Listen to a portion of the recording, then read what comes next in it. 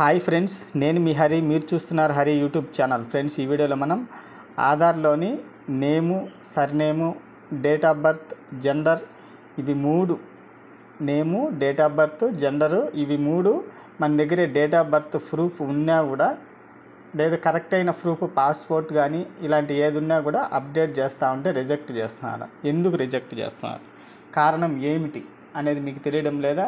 అయితే ఈ వీడియో మీకోసమే. ఈ ఆధార్ న్యూ అప్డేట్ మీకోసమే. ఈ వీడియో చూసి ఎందుకు రిజెక్ట్ చేస్తున్నారనేది తెలుసుకోండి. ఈ వీడియో మీకు యూస్ అయిందంటే ఒక లైక్ చేయండి, సబ్స్క్రైబ్ చేయండి, మీ ఫ్యామిలీ మెంబర్స్కి షేర్ చేయండి.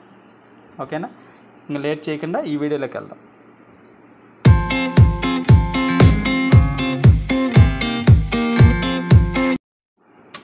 ఫ్రెండ్స్, ముందుగా గూగుల్లోకి వెళ్ళండి. యుఐడిఏ అని టైప్ చేయండి. ఫస్ట్ వన్ ఉంది కదా యుఐడిఏ అని, దాని మీద అయితే మీరు క్లిక్ చేయాలి. క్లిక్ చేసిన తర్వాత మీరు మీ లాంగ్వేజ్ని సెలెక్షన్ చేసుకోండి. మీకు ఏ లాంగ్వేజ్ అయితే కన్వీనియంట్గా ఉంటుందో ఆ లాంగ్వేజ్ అయితే సెలెక్షన్ చేసుకోండి. ఇక్కడ మై ఆధార్ అని ఉంది కదా, ఫస్ట్ వన్ మై ఆధార్లోకి వెళ్ళి చెక్ ఆధార్ స్టేటస్ అని ఉంది కదా,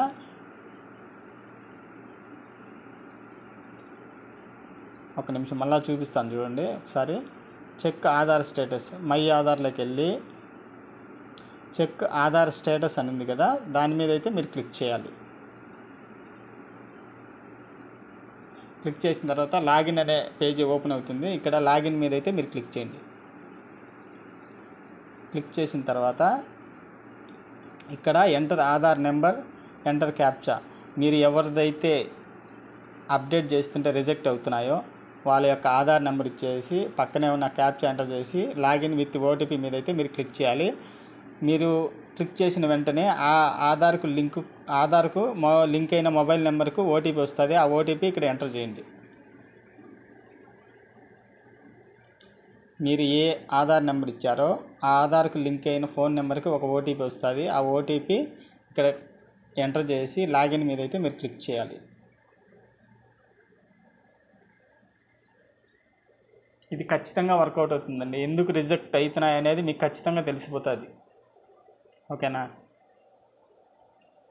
ఈ వీడియో మీకు నచ్చితే లైక్ చేయండి ఫ్రెండ్స్, షేర్ చేయండి. ఎందుకు కావడం లేదనేది చాలామంది మీ ఫ్రెండ్స్ సతమతం అవుతూ ఉంటారు. ఇక్కడ క్యాప్చా ఎంటర్ చేసి లాగిన్ మీద క్లిక్ చేశాను.